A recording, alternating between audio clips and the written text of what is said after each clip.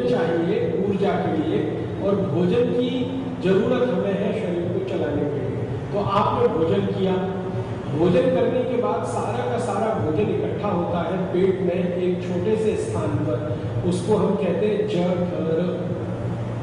जठर संस्कृत शब्द है जठर, हिंदी में भी ये आ गया जठर।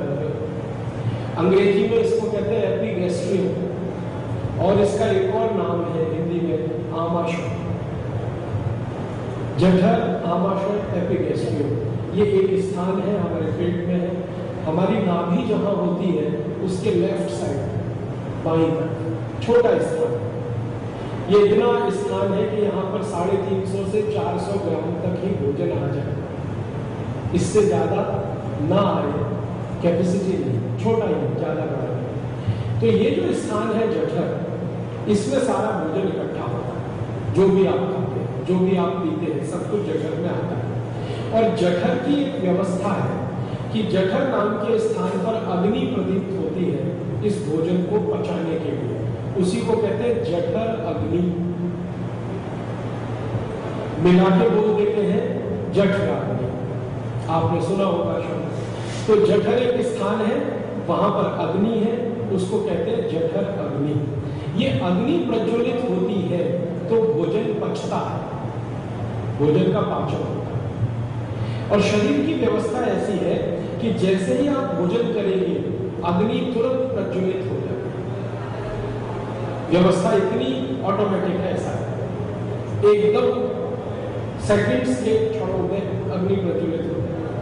आपने रोटी का टुकड़ा मुंह में डाला, चबाना शुरू किया, अग्नि प्रज्वलित हो जाएगी। ये अग्नि ऐसे ही जलती है जैसे आपके रसोई घर में रसोई गैस अग्नि जलाती है, वैसे ही जठर में अग्नि जलाती है।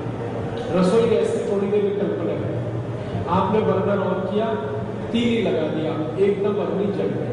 अब ये अग्नि जल रही है रसोई गैस की, तो इस अग्नि पर आप कुछ भी रख दो पक जाएगा। पानी रख दो गर्म हो जाएगा, दूध रख दो उबल जाएगा, दूध में चावल मिला के रख दो खीर बन जाएगी, दाल में पानी मिला के डाल दो दाल पक जाएगी, जो भी कुछ है अग्नि के जलते जलते पक जाएगा। लेकिन अगर ये अग्नि बुझ जाए किसी कारण से, मान लीजिए आपका सिलेंडर खत्म हो गया, अग्नि बुझ गई, मान लीजिए आपने उसमें पानी डाल दिया, अग्नि बुझ गई, किसी भी कारण से अग्नि बुझ जाए, तो जो आपने रखा है पकने के लिए वो कच्चा रहेगा, कभी भी पकेगा नहीं, वो अधपका होगा, आधा कच्चा आधा पका होगा। और आप जानते हैं कि जो चीज आधी कच्ची आधी पकी वो बहुत जल्दी सड़ती है। पूरी तरह से बिना पकी हुई चीज है थोड़ी दिन टिकेगी, पूरी तरह से पकी हुई चीज है तो भी थोड़ी देर टिकेगी, आधी कच्ची और आधी पकी सबसे जल्दी सड़ेगी। तो अगर ऐसी कोई खीर बनाने की कोशिश आपने की जिसमें आधा कच्चा आधा पका, तो वो खीर सड़ जाएगी। ऐसे ही पेट में होता है। हमने भोजन किया, भोजन को पचाने के लिए अग्नि जल गई, अग्नि प्रदीप्त हो गई, अग्नि ने भोजन को पचाना शुरू किया। जैसे ही अग्नि ने भोजन को पचाना शुरू किया, आपने तुरंत गट-गट पानी पी लिया। खाना खाते ही आपने पानी पी लिया, खाना खाते समय अग्नि ने पचाना शुरू किया, आपने गटागट पानी पी लिया। अब जैसे ही आप पानी पिएंगे तो ये अग्नि शांत हो जाएगी। अब अग्नि अगर शांत हो गई तो जो खाया है वो पचेगा नहीं, और अगर वो पचेगा नहीं तो आपके शरीर को ऊर्जा मिलेगी नहीं, क्योंकि आयुर्वेद में कहा गया है कि भोजन जब पचता है तो रस में बदलता है, और वो रस जब पचते हैं तो उसमें से मांस, मज्जा, रक्त, वीर्य, मल, मूत्र, अस्थि और मेद बनते हैं। इसमें से मन और मूत्र आपके काम का नहीं है तो शरीर उसको हर दिन छोड़ देता है। बाकी जो मांस, मज्जा, रक्त है आदि आदि वो सब काम की चीजें हैं, शरीर उन्हें धारण करता है। तो आपने भोजन किया, भोजन करते ही पानी पी लिया, भोजन को पचाने के लिए जो अग्नि जली वो पानी डालने के कारण बुझ गई। जलती हुई अग्नि पर पानी डालेंगे अग्नि बुझेगी, तो पेट में अग्नि जल रही है, आपने पानी डाल दिया, बहुत जल्दी बुझेगी। और हम तो आजकल आधुनिकता वाले लोग हैं, पानी नहीं डालते, बर्फ वाला पानी डालते, चिल्ड वाटर पीते, फ्रिज का पानी डालते हैं तो और जल्दी बुझ गई होती। अब जब सब बुझ गया तो कुछ पचा नहीं तो सड़ेगा तो रस नहीं बनेगा, विष बनेगा, और उस विष में से 103 बीमारियां पैदा होंगी। 103। भोजन करते ही जो लोग पानी पीते हैं उनको सबसे पहली बीमारी आती है, वो है गैस, एसिडिटी, फिर हाइपर एसिडिटी, फिर हाइपर एसिडिटी के बाद अल्सर के बाद पेप्टिक अल्सर, फिर ये लंबी सूची होते होते अंत में आता है कैंसर, और कैंसर के बाद कुछ नहीं आता, क्योंकि उसके बाद मृत्यु आता है। तो आप सोचिए कि हमारे जीवन में हम कितनी बड़ी भूल कर रहे हैं, खाना खाते ही अगर पानी पी रहे हैं, कितनी बड़ी भूल का परिमाण कितना बड़ा, माने इसका रिजल्ट कितना खतरनाक है कि आप एसिडिटी में फंसे, हाइपर एसिडिटी में फंसे, अल्सर हो जाए, पेप्टिक अल्सर हो जाए, 20 बीमारियों में होते होते कैंसर तक पहुंच जाए। पेट का कैंसर जिनको भी होता है, आहार नली का कैंसर जिनको भी होता है, उसकी शुरुआत एसिडिटी से ही होती है, ये ध्यान रखिए। और एसिडिटी की शुरुआत होती है खाना खाते ही पानी पीने से। इसलिए भागवत जी का सूत्र है, भोजनांते विषम पानी, माने भोजन के अंत में पानी जहर है, ना पिए। सीधी सी बात, भोजन करते ही पानी ना पिए। अब तुरंत आपके मन में प्रश्न है, कब तक, कितनी देर तक पानी ना पिए? तो भागवत जी ने इसके लिए दूसरा सूत्र दिया कि हम जो भोजन करते हैं इसके पचने के 3 चरण हैं। सारा भोजन पहले लिक्विड और सॉलिड एक दूसरे में मिक्स होता है।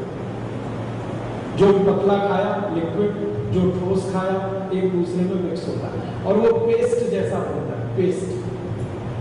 इसको होने में 1 से 1.5 घंटा लगता है। स्वस्थ व्यक्ति है तो 1 घंटे में हो जाएगा, थोड़ा बीमार है तो 1.5 घंटे, ज्यादा बीमारी की स्थिति में 2 घंटे भी लग जाते हैं, लेकिन नॉर्मली 1 से 1.5 घंटा। तो 1 से 1.5 घंटे में वो सारा खाना एक दूसरे में मिक्स होकर पेस्ट, फिर इस पेस्ट में से रस बनना शुरू होता है। माने 1 से 1.5 घंटे के बाद आपने जो खाया है भोजन वो रस में बदलेगा। जब रस में बदलता है भोजन, तब पानी की जरूरत पड़ती है। आप जानते हैं कोई भी रस बनाने में पानी लगता है। मैं आपसे कहूं आम का रस बनाओ, तो आम का गूदा आप निकालेंगे फल, फिर उसमें पानी मिलाएंगे तो रस तैयार होगा। कोई भी रस पेट में भी तैयार होगा तो पानी की जरूरत पड़ेगी। तो जब पानी की जरूरत पड़े तब पानी पिए। मतलब सीधा सा ये है कि खाना खाने के 1 से 1.5 घंटे के बाद ही पानी पिए। तो पहला सूत्र हो गया, खाना खाते ही तुरंत पानी नहीं पिए। दूसरा सूत्र हो गया, खाना खाने के लगभग 1 से 1.5 घंटे के बाद ही पानी पिए। अब आप तुरंत एक और प्रश्न करेंगे कि अच्छा ठीक है, इतनी बात तो समझ में आए, पानी के अलावा कुछ और पिए क्या? पानी तो नहीं पिए, खाना खाते ही ये समझ में आ गया, 1.5 घंटे बाद पिए, लेकिन खाना खाते ही कुछ पी सकते हैं क्या? तो इसके लिए तीसरा सूत्र है।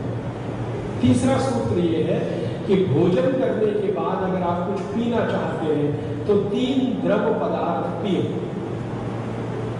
3 द्रव पदार्थ। पहला द्रव पदार्थ है वो है मट्ठा, छाछ, मज्जिगे, तक्रम, जो भी आप दही में पानी मिला के जो मथा हुआ है और मक्खन जिसका निकाल लिया गया है, ये सब। तो आप पहला द्रव पदार्थ जो पी सकते हैं वो ये। दूसरा द्रव पदार्थ जो पी सकते हैं वो है दूध।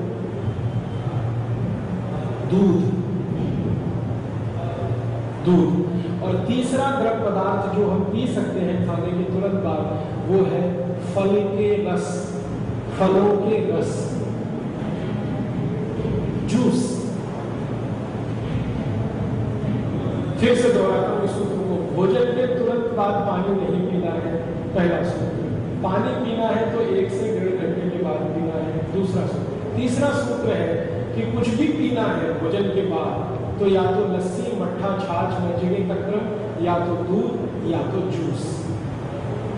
अब चौथा सूत्र है कि लस्सी कब पीनी है, दूध कब पीना है, जूस कब पीना है। इसका भी समय है।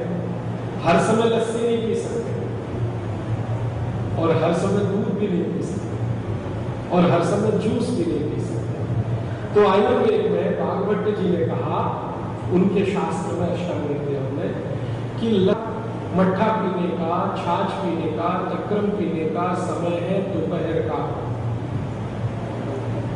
दोपहर को भोजन के बाद आप लस्सी, छाछ, मज्जिगे, तक्रम आदि पिए। दूध पीने का समय है शाम का और जूस पीने का समय है सवेरे का। सवेरे के समय आप कुछ खा रहे हैं, मतलब सीधा सा नाश्ता, ब्रेकफास्ट, तो आप जूस पिए। दोपहर का खाना खा रहे हैं, मतलब लंच, तो आप लस्सी, मट्ठा, छाछ आदि पिए। और रात का खाना खा रहे हैं तो दूध पिए। रात का माने शाम का। रात्रि भोजन निषिद्ध है, अष्टांग हृदय है। गलती से मेरे मुंह से रात निकल जाए तो उसको समझना सूर्यास्त के पहले। भागवत जी ने कहा है कि सूर्यास्त से 40 मिनट पहले भोजन हो जाए तो अच्छा है। तो आप शाम का खाना खाएं तो दूध पी सकते हैं। दोपहर का खाना खा रहे हैं तो आप हमेशा लस्सी और मट्ठा पी सकते हैं। सुबह का खाना खा रहे हैं तो जूस पी सकते हैं। अब कुल मिलाकर मैंने आपको 4 सूत्र बता दिए। फिर से रिपीट करता हूं ताकि याद हो जाए। लिख लिया है आपने तो अच्छा, छूट गया हो तो फिर। पहला सूत्र था खाना खाते ही तुरंत पानी न पिए। दूसरा सूत्र था खाना खाने के 1 से 1.5 घंटे के बाद पानी पिए। तीसरा सूत्र था खाना खाते ही अगर कुछ पीना है तो लस्सी, मट्ठा या जूस पिए। लस्सी, दूध और जूस पिए। और आखिरी सूत्र अभी तक का जो है ये कि लस्सी पीनी है, मट्ठा पीना है तो दोपहर को पिए, दूध पीना है तो शाम के भोजन के बाद पिए, और जूस पीना है तो सवेरे के भोजन के बाद, माने ब्रेकफास्ट के बाद। अब इसमें आपके मन में सवाल आएगा कि जूस सवेरे क्यों पीना, शाम को क्यों नहीं पी सकते? मट्ठा या लस्सी दोपहर को क्यों पीना, रात को क्यों नहीं पी सकते? और दूध रात को ही क्यों पीना, शाम को ही क्यों पीना, दिन में क्यों नहीं पी सकते? बात ऐसी है कि हमारा जो शरीर है ना, ये बहुत व्यवस्थित है, बहुत व्यवस्थित है। इसकी व्यवस्था है, भगवान की बनाई हुई, ईश्वर की बनाई हुई, वो हमारी आपकी बनाई हुई। इसकी व्यवस्था क्या है कि इस शरीर में भोजन को पचाने के लिए अलग अलग तरह के रसों की जरूरत पड़ती है, जिनको आधुनिक विज्ञान में हम एंजाइम्स कहते हैं। दूध को पचाने के लिए कुछ खास तरह के एंजाइम्स हमें चाहिए। दही को पचाने के लिए कुछ खास तरह के एंजाइम्स चाहिए और जूस को पचाने के लिए कुछ खास तरह के एंजाइम्स चाहिए। ये तीनों हमें चाहिए शरीर में। अब दूध को पचाने वाले जो एंजाइम्स हैं वो शाम को ही सबसे ज्यादा होते हैं पेट में। शाम को जब सूरज ढलना शुरू होता है और अस्त होने तक सबसे ज्यादा एंजाइम्स पेट में, जठर में होते हैं दूध को पचाने वाले। दोपहर जब सूरज एकदम तमतमाता हुआ होता है तीव्रता में, तो एंजाइम्स होते हैं दही और लस्सी को पचाने वाले। और सुबह के समय जब हम सोकर उठते हैं और सूर्योदय हो चुका होता है, उस समय एंजाइम्स होते हैं जूस को पचाने वाले, फल को पचाने वाले। तो भागवत जी का ये कहना है, या शास्त्रकों का ये कहना है, शास्त्रज्ञों का ये कहना है, सभी का ये कहना है, भागवत जी अकेले नहीं, आयुर्वेद के सभी विशेषज्ञ ये कहते हैं कि जब जिस चीज को पचाने वाले एंजाइम्स हो, उस समय वो चीज को खाएंगे और पिएंगे तो उसका एक एक कतरा, एक एक बूंद शरीर के काम आएगा। सवेरे जब जूस को पचाने वाले एंजाइम्स आपके शरीर में है तो सवेरे जूस पिएंगे तो जूस की एक एक बूंद आपको पचेगी ठीक से। ऐसे दोपहर को दही और मट्ठे के एंजाइम्स हैं तो मट्ठे का एक एक बूंद शरीर के काम आएगा, और ऐसे ही दूध वाले एंजाइम्स जब है तो दूध की एक एक बूंद काम आएगी। तो कहा गया है